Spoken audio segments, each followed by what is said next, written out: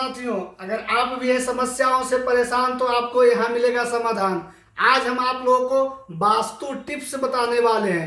आज हम आपको गृह कलेश अगर होता है आपके घरों में तो हम आप उसके कारण भी बताएंगे और उसके उपचार भी बताएंगे।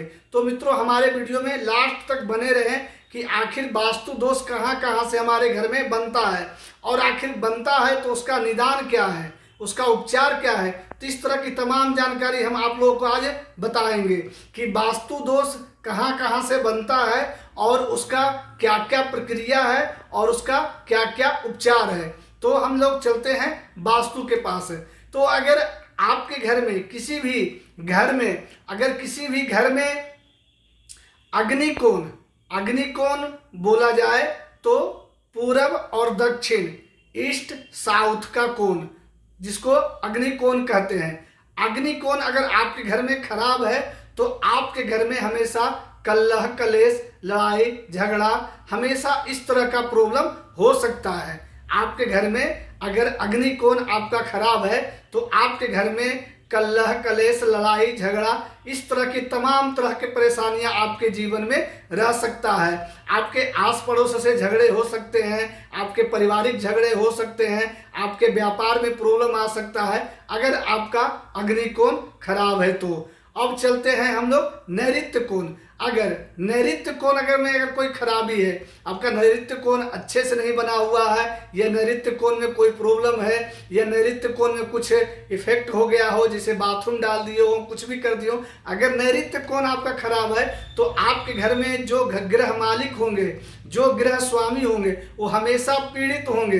अगर आपका नैऋत्य कोण खराब है और आपके घर के जो गृह का स्वामी होंगे, जो घर का मालिक होगा, वो हमेशा शारीरिक तौर पर पीड़ित रहेंगे, हमेशा वह ऋणी रहेंगे, यानी कर्जदार होता जाएंगे, हमेशा वो कर्ज में डूबे हुए रहेंगे, मानसिक परेशानी रहेगा, शारीरिक परेशानी रहेगा, दुनिया समाज से उनको हमेशा अपमान मिलेगा अगर आपके घर का नैऋत्य कोण खराब है। तो अब हम लोग चलते हैं वायव्य कोण, जिसको भंडार कोण के नाम से जाना जाता है। अगर आपका वायव्य कोण खराब है, यानी भंडार कोण में किसी तरह का कोई प्रॉब्लम है, यानी भंडार कोण में आपने कोई गलती किया है, तो अगर भंडार कोण आपका खराब है तो आपके घर में हमेशा प्रॉब्लम होगा। तो आखिर प्रॉब्लम कैसा होगा? तो हमेशा आर्थिक नुकसान होगा, आपके कोई भी काम नहीं बनेंगे, आप आर्थिक तौर पर हमेशा नुकसान में सहेंगे, आपका व्यापार खराब हो जाएगा, आपका कभी ग्रोथ नहीं होगा, आप कभी वृद्धि नहीं कर पाएंगे, आप कभी भी सुखी और शांति से जीवन नहीं जी पाएंगे, हमेशा एक दूसरे पर इल्जाम लगाते रहेंगे, हमेशा अपजस, यानी आप कितना भी लोगों के लिए अच्छा करिए, आपका कोई अच्छा नहीं चाहेगा अगर आपका भंडार कोण यानी वायव्य कोण खराब है। तो अब चलते हैं हम लोग ईशान कोण। ईशान कोण में अगर आपके घर में प्रॉब्लम है तो सबसे प्रथम समझ लीजिए कि अगर आपका घर का ईशान कोण खराब है तो आपके घर में सभी के सभी विधर्मी होंगे, कोई धर्म करना नहीं पसंद करेगा, मलेच्छ योग लग जाता है। मलेच्छ योग होता है न समय से नहाना, न धोना, न पूजन करना, न किसी का सम्मान करना, और हमेशा कुछ न कुछ रोग व्याध हमेशा उत्पन्न होते रहना, हमेशा संतानों में नेगेटिविटी आना, यानी संतान नेगेटिव रास्ता की ओर जाना, नशा करना, यानी एक तरह का वो आपके घर के नींव को बिल्कुल खराब कर देता है। अगर आपका ईशान कोण अगर खराब है तो समझिए कि आपका घर का तहस नहस हो जाएगा।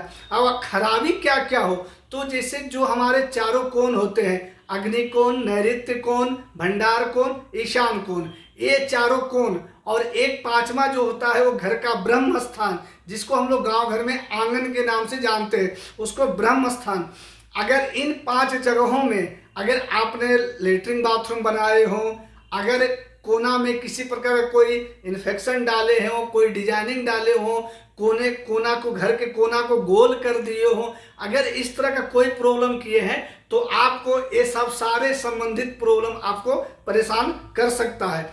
दूसरी जानकारी क्या है कि आपके घर में जो सीढ़ी होती है आपके घर में जो छत पे जिससे चढ़ते हैं, अगर वह सीढ़ी आपका गलत दिशा में बना हुआ है या गलत तरीके से बना हुआ है, या उस सीढ़ी के नीचे अगर आपने बाथरूम बनाया है, किचन बनाया है, या उस स्थान को अगर आप गंदा रखते हैं, तो सर्वप्रथम वहाँ का जो स्वामी होता है वो राहु होता है। आपको कभी भी ग्रोथ नहीं करने देगा, कभी वृद्धि नहीं करने देगा, कभी समाज में मान सम्मान नहीं लेने देगा, हमेशा आपको कलंकित करेगा, हमेशा आपको आरोप प्रत्यारोप लगाएगा। आप कितना भी ज्ञानी है, कितना भी बुद्धिमानी है, आपका बुद्धि पॉजिटिव नहीं होगा। हमेशा नेगेटिव बात बोलना, नेगेटिव कार्य करना, हमेशा लोगों के प्रति नेगेटिव थॉट रखना, मन में नेगेटिव बोलना। अगर आपका घर का सीढ़ी अगर खराब है, सीढ़ी जीना जिसको कहते हैं, जिससे छत पे चढ़ते हैं, अगर वो सीढ़ी आपका खराब है, या सीढ़ी के नीचे का जो जगह होता है उसमें आपने कोई गलत क्रिया किया है, जैसे लेटरिन बाथरूम बनाया हो, आप उसके नीचे किचन बनाए हो, या कोई गंदगी उसके नीचे रखते हो, अगर इस तरह के प्रॉब्लम अगर आप अपने घर में रखे हुए हैं तो आपको इस तरह का परेशानी हो सकता है। अब मूल रूप से बताते हैं, आपके ब्रह्म स्थान जो घर के सबसे पवित्र, सबसे श्रेष्ठ जगह जो होता है वो हमारा ब्रह्म स्थान होता है। घर का आंगन, घर का मध्य भाग, घर का मध्य भाग, घर का मध्य भाग। आज के दौर में घर को बिल्कुल पैक करके लोग बना रहे हैं, जबकि घर का जो मध्य भाग हो उसको खुला रहना बहुत जरूरी है। उस मध्य भाग से हमारे घर में पॉजिटिविटी, एनर्जी मिलता है। अगर वो मध्य भाग अगर आपको अपने घर को पैक कर दिए हैं, या मध्य भाग में आप नाली डाले हैं, या आप लेटरिन का सीट डाले हैं, या तो फिर बाथरूम का टंकी बना दिए हैं घर का मध्य भाग आंगन में, तो आपको कभी भी उस घर में रह के आप सुख शांति से जीवन नहीं जी सकते हैं। आपका संतान वृद्धि नहीं कर सकता है। आपका संतान लाख एजुकेटेड हो, बहुत ज़्यादा पढ़ा लिखा हो, फिर भी उसको जीवन में सफलता पाने में बहुत ज़्यादा परेशानी, बहुत ज़्यादा दिक्कत होगा। अगर आप अपने घर के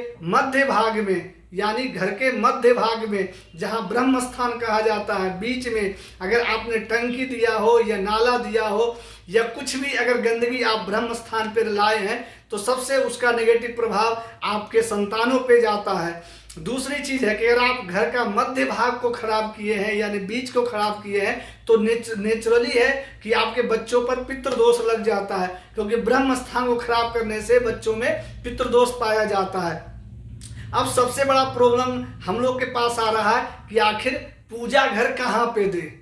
हमारे पास बहुत सारे क्वेश्चन आए हैं कि शास्त्री जी हम घर का पूजा स्थान कहाँ बनाएं। तो आप लोगों के लिए जानकारी के लिए बता दें कि पूजा स्थान पैतृक कुछ दिशा है।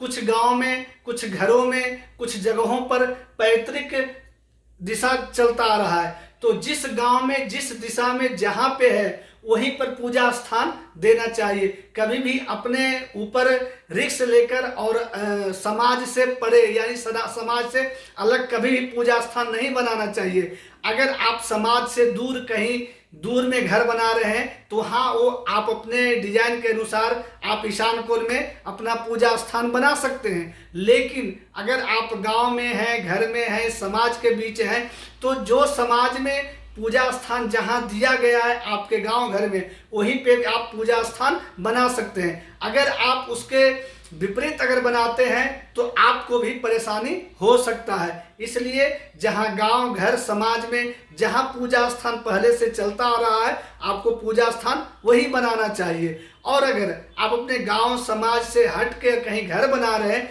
तो वहाँ आप नए सिरे से आप अपने ईशान कोण में आप पूजा स्थान बना सकते हैं। तो इस तरह का अगर आप जानकारी से संतुष्ट हैं और अनेक प्रकार की अगर जानकारियाँ चाहते हैं, तो हमारे चैनल से बने रहिए।